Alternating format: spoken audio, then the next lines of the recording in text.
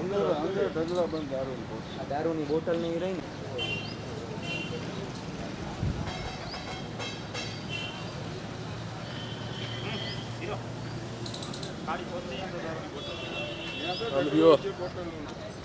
કાળી બેગની અંદર બોટલો પડી છે 3 થી 4. કાળી કોથળીની અંદર પેક કરી નાખેલી છે 3 થી 4. આપણે જોવું તો આપણને ખબર પડશે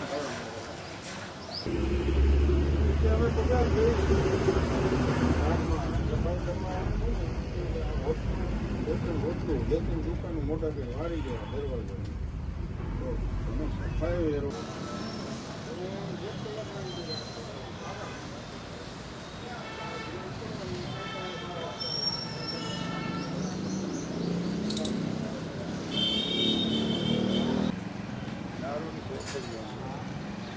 અંદર ઢગલા બંધ દારૂની બોટલ નહીં રહી ને.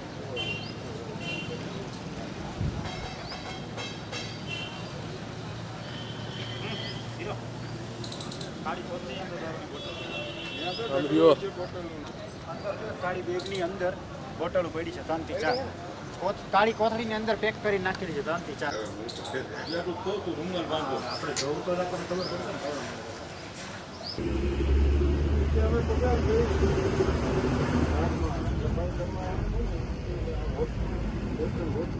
દુકાન મોટા કે વાળી ગયા દરવાજા.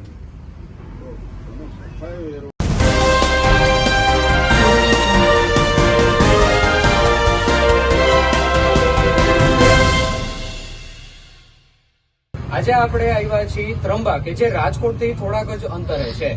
કેટલા વર્ષથી આપ અહીંયા રહ્યો છો? મારો જન્મ જ અહીંયા. આપ વ્યવસાયમાં શું કરો છો? મજૂરી કામ, ડ્રાઇવિંગ મજૂરી. તો આપણે ત્રંબામાં તમે આટલા વર્ષથી રહ્યો છો, બરાબર છે, તમારો જન્મ જ અહીંયા છે, તો તમને તો બધી સમસ્યાની ખબર જ હશે, તો એ સમસ્યા વિશે જણાવો થોડું. અમે બહુ સમસ્યામાંથી પસાર થયા છે. કોરોના કાળમાં હેરાનગતિ જે હતી, આ સરકારે એમ કહે કે અમે આમ કર્યું. પછી અત્યારે જે ઉમેદવાર મૂક્યો છે એ પબ્લિકને શોભે એવો, આ પબ્લિકને લાયક છે એ ઉમેદવાર અભદ્ર ભાષા બોલે. હું પટેલ જ છું, એ ઉમેદવારે પટેલ છે, પણ એના લેવા પટેલ અને કડવા પટેલમાં અંતર રાખે. અમને અમુક વર્ષોમાં આ જ ઉમેદવારે ગોધરા કીધા હતા. હું લેવો પટેલ છું, અમને ગોધરા કીધા હતા, અને અત્યારે દરબારો વિશે ટિપ્પણી કરી છે એને. આવા ઉમેદવાર મૂકવાના ભાજપે. પછી અમારી સમસ્યા આ મૂતણીનું તમે એક શૂટિંગ ઉતરાવા તમને લઈ જવા. હમણાં આ સંડાસ બાથરૂમ છે, એમાં તમે એના હાલ જોવો. દારૂ નકરી કોતરી. આ લોકો એમ કે દારૂ બંધી, ખુલ્લે આમ દારૂ આવે છે બધી. આ સમસ્યા નથી. આટલી બધી સમસ્યા છે, બરોબર છે, તો તમે ઉમેદવારને જોઈને મત આપશો કે ભાઈ પાર્ટીનું કામ જોઈને મત આપશો? અમને તો ભાઈ હવે બધા પક્ષ બધા એ રીતના જ છે. હવે કોંગ્રેસને જોઈ લીધી, ભાજપને જોઈ લીધી. હવે આમાં કેમનું શું કરવું એ જ સમજણ નથી પડતી. બોલો તો તમે અત્યારે જે મતદાન કરવા જાશો તો એમાં તમે કરીને ખાવાવાળા માણસો છે. મતદાન કરવા ટાણે એકાદા મત દેવો પડે, બીજું શું કરવું? પીઓ લ્યો, બધા હરખા છે. તો મતદાનમાં નોટાનો ઓપ્શન આપેલો હોય છે, તો એના વિશે તમને ખબર છે, તો તમે નોટામાં આપશો કે પછી કોઈ પણ ઉમેદવાર દઈ દેવાનો? બીજું હું નોટામાં દેવાનો, બીજું શું કરવાનું? ટ્રાફિકને લગતો અહીંયા કોઈ સમસ્યા હોય? તમે સાંજે 5 વાગ્યા બસ સ્ટેન્ડમાં માણસ હાલીને પાસ ન થાય એટલો ટ્રાફિક થાય છે વાહનનો, કે રિક્ષાવાળા બસ સ્ટેન્ડે બસ ઊભી ન રહી શકે એ રીતના રિક્ષાવાળા આમ એટલા પીડ્યા હોય. એ જવાબદારી પોલીસ ખાતાની છે કે રોડ ઉપર પૈસા ઉઘરાવવાની જવાબદારી છે? અહીંથી રાજકોટ એટલે 3 જગ્યાએ ઓલા પોલીસ ખાતાના ગાર્ડ ટ્રાફિક ક્લિયર કરવા ઉભા રહીએ, એ પૈસા ઉઘરાવે છે, વાહનને રોકીને કેસ કરે ને હેરાન કરે છે. આ બધી સમસ્યાઓ. તો તમે ક્યાંય આના વિશે તમે કોઈ પોલીસ ખાતામાં કે ક્યાંય તમે રજૂઆત કરી છે કે? અમે રજૂઆત ક્યાં કરવા જાય? કોઈનું સાંભળતું નથી. આમાં રજૂઆત ક્યાં રજૂઆત કરવા જવાની? એ અમે જોઈ લેવું. અહીંયા અમારે રોડ રસ્તાનો પ્રશ્ન હોય, રસ્તા વાડીનો રસ્તો હોય, ગમે ત્યાં ગમે ઈ કબજો જમાવી દે, રસ્તા હાકડા કરી વારે હાલે એવું ન હોય. મામલતદાર શીખે આવીને શૂટિંગ ઉતારી જાય, એનું અમે નિરાકરણ કરી દેવું, કાંઈ થાય નહીં. આ રોડ ઉપર એકડી ઊભી રહે, ત્યાં અડધા રોડ લગી એના ગ્રાહક મોટરસાઇકલ કારો ઊભા રાખી રાખીને ખાય છે. આ જવાબદારી કેની છે? પોલીસ ખાતાની છે ને, ક્લિયર કરવાની, રોડ ક્લિયર કરવાની પોલીસ ખાતાની જવાબદારી. આ બધી તો આ પંચાયતને અમે જાણ કરેલી, કોઈ કાંઈ પગલાં ન ભરે. તો સરપંચને જાણ કરી તોય કોઈ કાંઈ પગલાં નથી. કોઈ કાંઈ પગલાં નથી ક્યાંય. કોઈને મફત ચા પાણી જડી જાય, ખાવાનું જડી જાય, નાસ્તા, એ પગલાં લઈએ. તો સરપંચની જે અહીંયા ચૂંટણી થઈ હતી તો તમે ત્યારે કે ભાઈ આ ઉમેદવાર કેવો છે તો એને આપણે મત દેવો કે ના દેવો એવું કંઈ? અહીંયા અમે એ ટાણે બધું કીએ.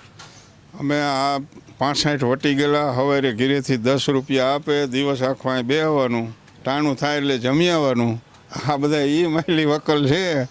એટલે મતદાનમાં અમારા એ છોકરાઓ કહે કે આને દેજો, ત્યાં દઈ દેવાનું, બસ આવા હાલ છે.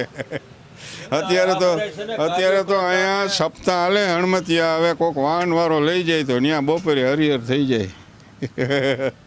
તો તમારા બાળકો છે એ વ્યવસાયમાં શું કરે છે? બસ આ ખેતીના બધું. અને ખેતીમાં અહીંયા કેવો સારો ઉતારો છે કે માવઠાની અસર થઈ છે? એ બધું થી જ રાખે અસર, એ કુદરતી છે. એમાં વળી આ સરકાર કંઈક વળી દે અને 12 મહિને 6-6 હજાર રૂપિયા ખેડૂતને આપે છે, 2-2 હજારના હપ્તા, એ બધું છે. એમને તો 6,000ની વર્ષે 6,000ની જરૂર છે કે? હા, એ ખેડૂતને એમ પૂછવા માંગુ છું. એને કાપીને કર્યું છે, એને વીમા યોજના હતી એ બંધ કરી દીધી, ઉઠાવી લીધી. એમાં ખેડૂતને ફાયદો હતો. આ બટકું નાખ્યું એટલે આવડા કાંઈ બોલે નહીં, બેટર રહીએ. હા, તો હું એ જ પૂછવા માંગુ છું કે એ 6,000ની જરૂર છે કે પૂરતો ભાવ મળે એની જરૂર છે? 6,000ની જરૂર નથી, પૂરતો ભાવ મળે એની જરૂર છે. અને વીમા યોજના હતી સારી હતી. ખેડૂતને હાવ નબળું થયું, હોનારત થયું, બધું બરી ગયું, ધોવાઈ ગયું, તો એ વીમા કંપની વીમો આપતી, એ યોજના બંધ કરી દીધી આ સરકારે. વરસ નબળું હોય એટલે કાંઈ ન થાય, બરોબર. તો એ વીમા યોજના સારી હતી, આ 6,000ની જરૂર નથી. એટલે પૂરતો ભાવ જોઈએ છે તમારે? ભાવ તો પૂરતો જોઈએ જ ને. તમે અહીંયા 80 રૂપિયાના કિલો ટમેટા વેચે આ રેકડીવાળો, ખેડૂતને 15 રૂપિયા મળે છે પીઠમાં.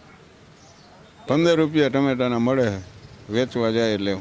કાલે જ હું પીઠમાં હતો, 15ના કિલો વેચાતા હતા. આ કમાઈ રેકડીવાળો ખેડૂત કમાઈ કયો જોઈએ. એટલે આવું છે આ સરકાર, આ સરકારમાં આવું છે. તો તમે આ વખતે તમે જેમ કીધું કે ભાઈ છોકરાઓ કે ત્યાં મત અમે લોકો આપશું, તો એના સિવાય બીજો કોઈ રસ્તો ખરી તમારી પાસે? બીજો તો શું રસ્તો? હવે બીજો કાંઈ રસ્તો જ નથી.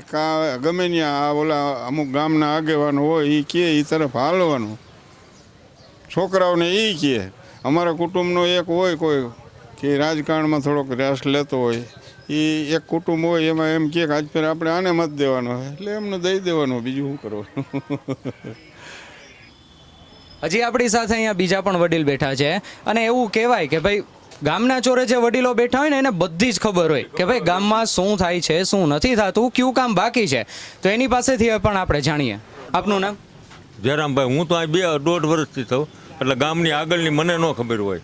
પણ અત્યારે હાલની તો ખબર હશે ને તમને? તો હાલમાં અત્યારે તમે જે રીતે કહો છો રોડ રસ્તાનું સરપંચનું, તો એનું 1 મહિનો થયો રોડ બનાવ્યો, 1 જ મહિનો ઉખડી ગયો ગામનો રોડ. તો એને લઈને ક્યાંય તમે સરપંચને રજૂઆત કરી કે સરપંચને? હું પાછો આ ગામનો સૌ ને, એટલે મારે રજૂઆત કરાય નહીં ને. હું અહીંયા આવ્યો છું રહેવા, આપણું ગામ દસ્તણ. એટલે રોડ છે ને સારા કરો, થોડુંક મટીરિયલ સારું વાપરો તો લાંબો ટાઈમ હાલે. તો દાદાએ જે રીતે કીધું કે ભાઈ અમારા છોકરા કે અહીંયા અમારે મતદાન કરવાનું, તો તમે એવી જ રીતે કરશો કે તમે શું જોશો? અમે એ રીતે જ કરવાનું હોય. શું આ બધા છે ને ચૂંટણી માટે બધા હારા કાર્યક્રમ ગોઠવે, હારી વાતું કરે. ચૂંટણી થઈ જાય પછી એ માયલું કાંઈ હોતું જ નથી, કાંઈ હોતું નથી.